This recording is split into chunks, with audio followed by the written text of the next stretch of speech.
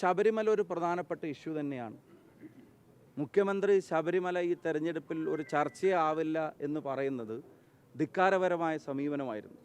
കാരണം ഒരു സർക്കാർ സംവിധാനം അത് നേരിട്ട് അയ്യൻ്റെ സ്വർണം കവർന്നത് നോക്കി നിന്ന് അത് മൂടി വെച്ച് മറച്ചു വെച്ച് കോടതിയുടെ ഇടപെടൽ ഉണ്ടാവുന്നത് വരെ അത് പുറത്തു പോലും അറിയാതെ കാത്ത അവരുടെ ജാഗ്രത പാർട്ടിക്കാരെ സംരക്ഷിക്കാൻ അത് കേരളത്തിലെ ജനങ്ങൾ തിരിച്ചറിഞ്ഞിട്ടുണ്ട്. ശബരിമല ഒരു ഫാക്ടർ തന്നെയാണ്. രണ്ടാമത് ജനങ്ങൾക്കിടയിൽ ഈ ഗവൺമെൻറ്, ഞാൻ ശബരിമല ഫാക്ടർ എന്ന് പറയുമ്പോൾ അതൊരു കമ്മ്യൂണിറ്റി ഫാക്ടർ മാത്രമായിട്ട് കരുതരുത്.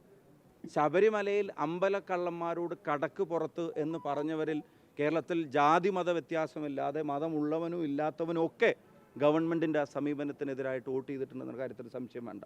അവർ വിശ്വാസമർപ്പിച്ചത് UDF-ൽ തന്നെയാണ്. പിന്നെ ജനകീയ പ്രശ്നങ്ങളിലുള്ള ഈ ഗവൺമെൻറ്റിൻ്റെ നിലപാട് അവരൊരു പക്ഷേ കോവിഡ് കാല ഓർമ്മകളുടെ പേരിലായിരിക്കും ലാസ്റ്റ് മിനിറ്റ്, അതാണിന്ന് MM മണിയുടെയൊക്കെ പ്രസ്താവന കൊണ്ട് വ്യക്തമാക്കുന്നത്. AKG സെൻറ്ററിൽ നിന്ന് എന്തെങ്കിലും ആനുകൂല്യങ്ങൾ ജനങ്ങൾക്ക് എടുത്തു കൊടുത്തതുപോലെ ഔദാര്യം കൊടുത്തതുപോലത്തെ പ്രതികരണമാണ് ശ്രീ MM മണിയുടെ വാക്കുകൾ.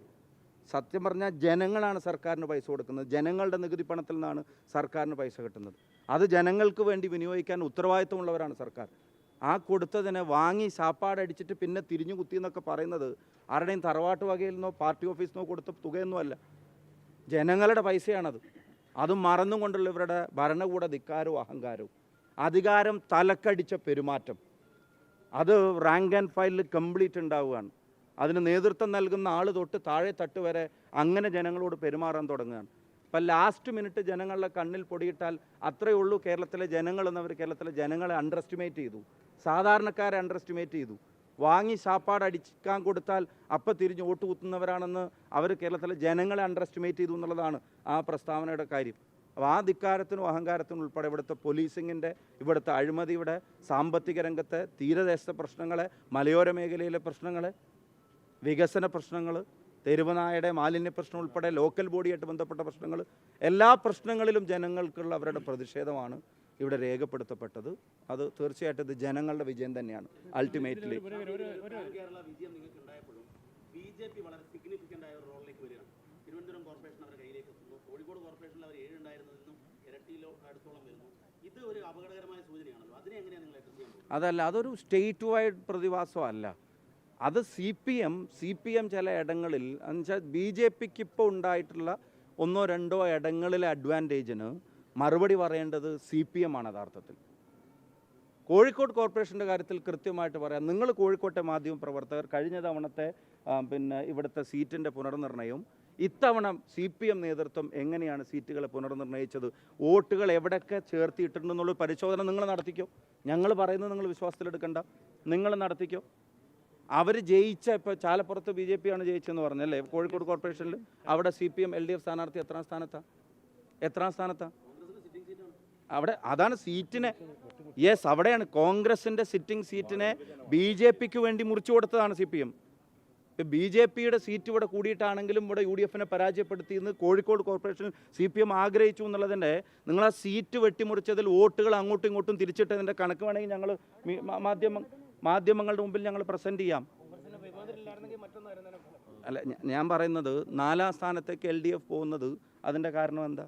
BJP മുന്നോട്ട് വരുന്നത് കോൺഗ്രസ് വിമതനപ്പുറത്തേക്കല്ലല്ലോ. തിരുവനന്തപുരത്തും അതാ ഞാൻ പറഞ്ഞത്, തിരുവനന്തപുരത്തും നഷ്ടം CPM-നാണ്. CPM വരുത്തുന്ന നഷ്ടം അവിടെ BJPക്ക് ലാഭം ഉണ്ടാക്കുന്ന തരത്തിലുണ്ടായത്. ഞങ്ങളവിടെ മെച്ചപ്പെടുത്തുക ചെയ്തത്. ഇപ്പോൾ BJP വിജയത്തിന് ഇപ്പോൾ നേമത്ത് K മുരളീധരൻ പരാജയപ്പെട്ടെങ്കിൽ അവിടെ അക്കൗണ്ട് പൂട്ടിച്ചത് അദ്ദേഹമാണ്, നമുക്കറിയാം. അപ്പോൾ അവിടെ തിരുവനന്തപുരത്ത് ഞങ്ങൾ പരാജയപ്പെട്ടുവെങ്കിൽ പോലും BJP വളർച്ചയ്ക്ക് ഞങ്ങളൊരു കാരണമായിട്ട് നിന്നിട്ടില്ല. അപ്പോൾ BJPക്ക് 1-2 സ്ഥലങ്ങളിൽ ഉണ്ടായിട്ടുള്ള വർധനവിൻ്റെ റീസൺ അന്വേഷിച്ചെന്നാലും അതിന് BJP നന്ദി പറയേണ്ടതും ജനങ്ങളോട് മറുപടി പറയേണ്ടതും രണ്ടും CPM-നോടായിരിക്കും എന്നുള്ളതാണ്. മുഖ്യമന്ത്രി CPM സെക്രട്ടറി ഉൾപ്പെടെയുള്ള ആൾക്കാർ CPM ക്യാമ്പിന് കൂടുതലും രാഹുൽ മാങ്കൂട്ടത്തിൽ വിഷയത്തിലും ആ വിഷയത്തിൽ ഷാഫിയെ നേരിട്ട് അറ്റാക്ക് ചെയ്യാനൊക്കെ ശ്രമങ്ങൾ നടത്തിയിരുന്നു. അതോടൊപ്പം തന്നെ ജമാഅത്തെ ഇസ്ലാമി വിഷയം ഉന്നയിച്ചിരുന്നു. ഇത് രണ്ടും ജനങ്ങൾ തള്ളിക്കളഞ്ഞതാണ്. 100%. കാരണം 1-2 ഇപ്പം ഒരു കാര്യം, ഇപ്പോൾ ജമാഅത്തെ ഇസ്ലാമി വിഷയത്തിലൊക്കെ അവർ തന്നെ കേരളത്തിൽ മുമ്പെടുത്തിരുന്ന സ്റ്റാൻഡ് കേരളത്തിലെ ജനങ്ങളൊന്നും മറന്നിട്ടില്ലല്ലോ. അപ്പോൾ അവർക്ക് അനുകൂലമാവുന്നവർ മുഴുവൻ നല്ലവരും, ഏതെങ്കിലും ഒരു പോയിന്റിൽ അവർക്ക് അനുകൂലം, അത് ജമാഅത്തെ ഇസ്ലാമി എന്നല്ല CPM പൊതുവെ എടുക്കുന്നത്. ഇപ്പം കേരള കോൺഗ്രസിനെ സംബന്ധിച്ചും മാണി സാറെ സംബന്ധിച്ചൊക്കെ എന്തൊക്കെയാണ് അവർ പറഞ്ഞിരുന്നത്. ശ്രീ MP വീരേന്ദ്രകുമാറിനെ പറ്റി പോലും എന്തൊക്കെയാണ് അവരടക്ക് പറഞ്ഞിരുന്നു. അപ്പോൾ അങ്ങനെയൊക്കെ ഒരു സ്റ്റാൻഡ് എടുക്കുമ്പോൾ അദ്ദേഹം അങ്ങ് പറഞ്ഞു എന്ന് വിചാരിച്ചിട്ട് അത് മുഴുവൻ കേരളത്തിലെ ജനങ്ങൾ പിന്നെ പകലിന് രാത്രിയാണെന്ന് പറഞ്ഞാൽ അതുപോലെ വിശ്വസിക്കുമെന്ന് അവരെല്ലാം ധാരണയുണ്ടെങ്കിൽ അതൊന്നുമല്ല. ജനങ്ങൾ യുക്തിപരമായിട്ട് കാര്യങ്ങൾ ആലോചിച്ചിട്ടുണ്ട്. ജനങ്ങളെ ബാധിക്കുന്ന വിഷയങ്ങളിൽ നിന്ന് ഒളിച്ചോടാൻ വേണ്ടിയായിരുന്നു ഇത്തരം വിഷയങ്ങൾ അവർ മറയാക്കി സൂക്ഷിച്ചത്. ജനങ്ങളുടെ വിഷയങ്ങൾ ചർച്ചയാവാതിരിക്കാൻ ജനങ്ങൾ തെരഞ്ഞെടുപ്പ് ദിവസം പോലും കേരളത്തിൻ്റെ മുഖ്യമന്ത്രി നടത്തിയ പ്രതികരണങ്ങൾക്കുള്ള തിരിച്ചടിയായിരുന്നു ഈ റിസൾട്ട്. വളരെ ആ പദവിക്ക് നിരക്കാത്ത തരത്തിലുള്ള പ്രതികരണങ്ങളും ആ പദവിക്ക് നിരക്കാത്ത വാക്കുകളുമാണ് തെരഞ്ഞെടുപ്പ് ദിവസം പോലും കേരളത്തിൻ്റെ മുഖ്യമന്ത്രി നടത്തിയത്. അതിനുൾപ്പെടെയുള്ള കാര്യങ്ങൾക്കുള്ള തിരിച്ചടിയാണ്.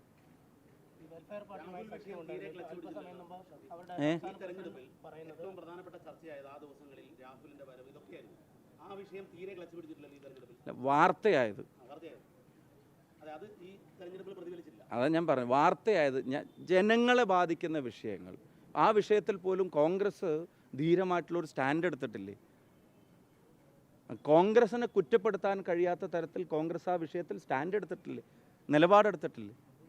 അപ്പോൾ ജനങ്ങൾ അതെല്ലാം പരിശോധിച്ചിട്ട് തന്നെയാണ് ജനങ്ങൾ അവരുടെ വോട്ട് രേഖപ്പെടുത്തിയിട്ടുണ്ടാവുക. ഒന്ന്, അവരെ സംബന്ധിച്ചിടത്തോളം ഇതൊരു ഷോക്കായിരിക്കും.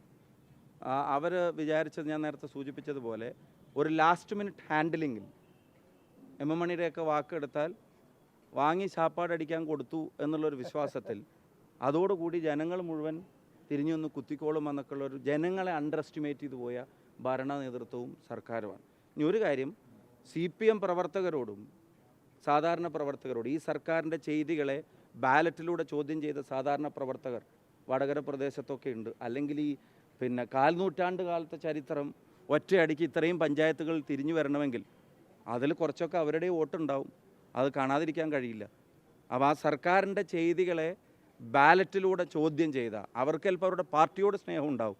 പക്ഷെ ഭരണത്തിലിരിക്കുന്നവർക്ക് സർക്കാരിനോട് മാത്രമാണ് സ്നേഹം എന്ന് മനസ്സിലായപ്പോൾ, അധികാരത്തോട് മാത്രമാണ് സ്നേഹം എന്ന് മനസ്സിലായപ്പോൾ അതിനെ തിരുത്താനിറങ്ങിയ ചില CPM പ്രവർത്തകരൊക്കെ ഉണ്ടാവും, അനുഭാവികളൊക്കെ ഉണ്ടാവും. അവരെ കാര്യം മെൻഷൻ ചെയ്യാതിരിക്കാൻ പറ്റില്ല. വടകര റീജിയണിലൊക്കെ